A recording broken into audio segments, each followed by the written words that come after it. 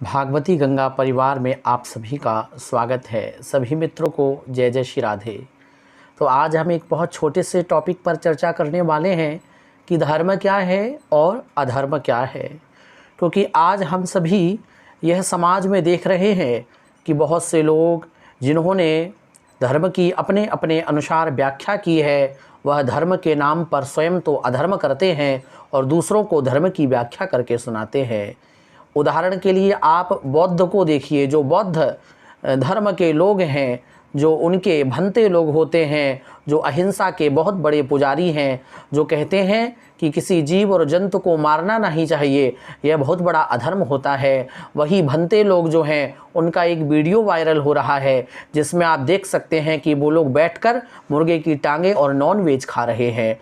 अरे, जो लोग अहिंसा के पुजारी हैं, जो लोग कहते हैं कि जीव और जंतुओं को मारकर नहीं खाना चाहिए, वही लोग मांस का भक्षण कर रहे हैं।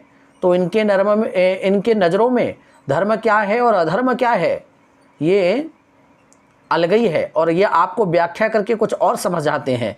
हम आपको आज बताएंगे कि धर्म क्या है और अधर्म क्या है। हमारे धर्मों में पशु बलि जो दी जाती है यज्ञों में, वो क्यों दी जाती थी, इसका बहुत से लोग विरोध करते हैं, जबकि इसका विस्तार से वो अर्थ नहीं जानते कि यज्ञों में पशु बलि क्यों दी जाती है। हमारे धर्म के लोग कहते हैं कि बौद्ध धर्म के लोग बहुत अच्छे हैं, वो अहिंसा के पुजारी हैं, और हम सनातन धर्मी तो अधर्मी हैं क्योंकि हम यज्ञों में पशु की बलि चढ़ाते हैं।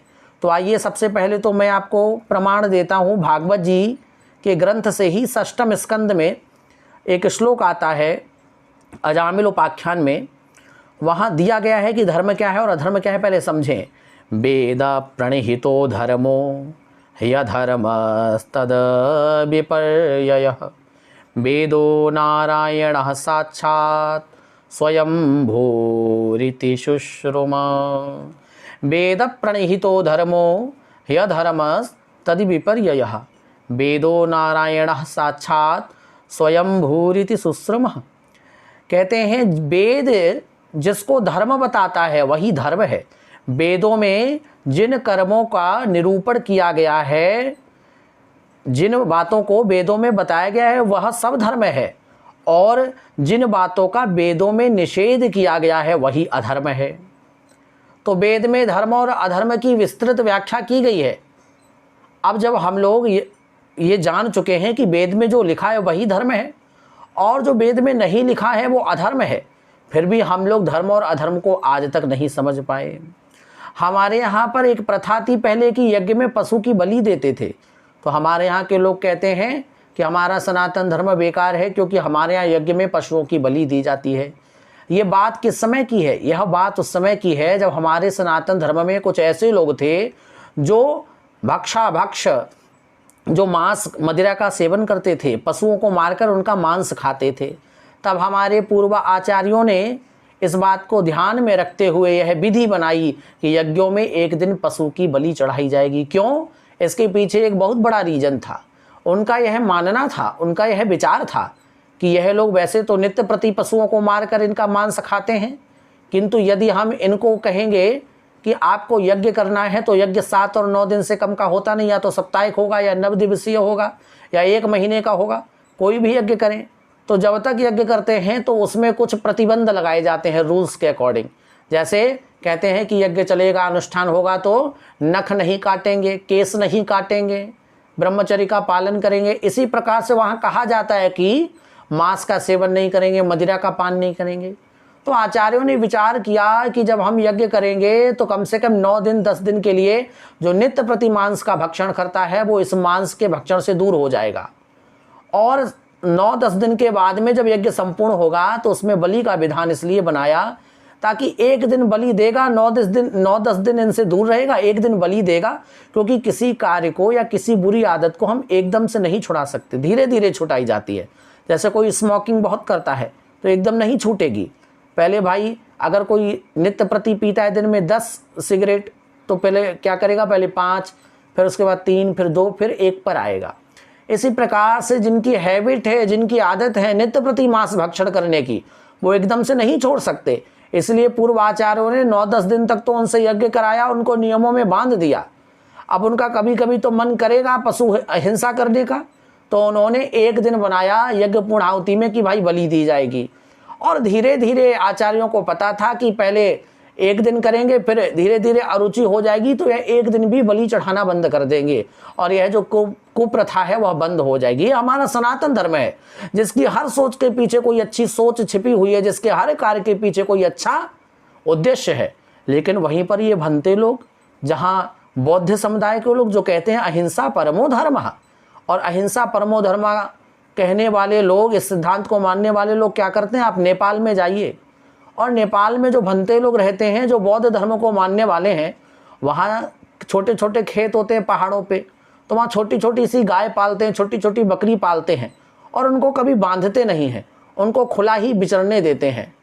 और वो कहते हैं अपने हाथों से पशु को मारना पाप है, लेकिन पशु जब मर जाए तो उसका मांस खाना पाप नहीं है। इसीलिए जब उनको मांस खाने का मन होता है तो वो छोटी छोटी गायों के साथ में अपने घरों में छोटे छोटे कुत्ते भी पाल के रखते हैं। जब उनको मांस खाने का मन होता है तो अपनी गायों के पीछे वो अपने कुत्तों को दौड़ा देते हैं और भय के कारण वो छोटी छोटी गाय पहाड़ियों से फिसल कर नीचे गिर जाती हैं। और जब उनका शरीर शांत हो जाता है तब वह लोग उनको ला करके और उनका मांस खाते हैं, उनके मांस का भक्षण करते हैं। क्योंकि वो कहते हैं अपने हाथों से गाय हम नहीं मार सकते, लेकिन मरी हुई मृतक गाय मिल जाए, उसका शरीर मिल जाए तो हम खा सकते हैं। ऐसी सोच है बौद्ध संप्रदाय के लोगों की। तो आप जरा विचार करिए कि धर्म कौन सा श्रेष्ठ है। अरे हमारा सनातन धर्म जैसा कोई धर्म नहीं हो सकता, और हमारे वेदों में जो आज्ञा की गई है उन बातों को ही हमको मानना चाहिए, क्योंकि वेद जो बातें कहता है वह सब धर्म है, और जो वेद आज्ञा नहीं देता वही अधर्म है। हमारे वेदों में लिखा है क्या कि हम सत्य के मार्ग पर चले, सत्य बोले, प्रत्येक जीव में राम के दर्शन करें और राम के दर्शन करके उनको अपना माने, प्रत्येक जीवों के प्रति दया का भाव रखें। ये छोटी सी यज्ञ में पशु बलि तो हम इसलिए दिलाते थे ताकि धीरे धीरे जो लोग रोज हिंसा करते हैं उनकी हिंसा प्रवृत्ति छूट जाए। हम कम से कम ऐसे तो नहीं है कि हम अपने हाथों से पशुओं को मारेंगे नहीं, पर मरा मराया कोई पशु मिल जाए तो उसका मांस खा ले। ये तो धर्म की जगह हम अधर्म कर रहे हैं। अहिंसा परमो धर्म का सूत्र हम संसार को बताते हैं, अहिंसा परमो धर्म, उसकी व्याख्या करते हैं। और वही भंते आज वीडियो वायरल हो रहा है, आप देखिएगा फेसबुक यूट्यूब पर बैठकर सभी एक साथ में ब्लैक पीस खा रहे हैं, मांस का भक्षण कर रहे हैं। आप स्वयं अपनी आंखें खोलें और खुद देखें कि कौन सा धर्म श्रेष्ठ है और कहाँ पर अहिंसा की बात करने के साथ साथ में उसको स्वीकार भी किया गया और कहाँ पर केवल उपदेश दिया गया और अहिंसा परमो धर्मा को अपने जीवन में नहीं उतारा गया। आप खुद समझ लेंगे, आप मेरी बात को समझें, और वो वीडियो भी वायरल हो रहा है आप उसको भी देखें, आपको समझ आएगा। जो अहिंसा परमो धर्मा केवल कहते फिरते हैं पर जीवन में नहीं उतारा। अगर अहिंसा परमो धर्मा है तो भाई जिस जीव को आप मार नहीं सकते उसका मांस कैसे खा सकते हैं? उसका मांस खाना भी उतना ही बड़ा अपराध है जितना कि मारना अपराध है। इसीलिए हमारे वेदों में जो बताया गया वही सब धर्म है। अपने वेदों के प्रति श्रद्धा रखें। वेदों में जो कुछ बताया गया है उन्हीं वाक्यों का जीवन में अनुसरण करें, उनको अपनाएं और उन्हीं वेदों के वाक्यों को जीवन में उतार कर अपना जीवन व्यतीत करें। तो मुझे आशा है छोटा सा टॉपिक आपको समझ आया होगा। आप सभी को जय श्री राधे, जय श्री श्याम।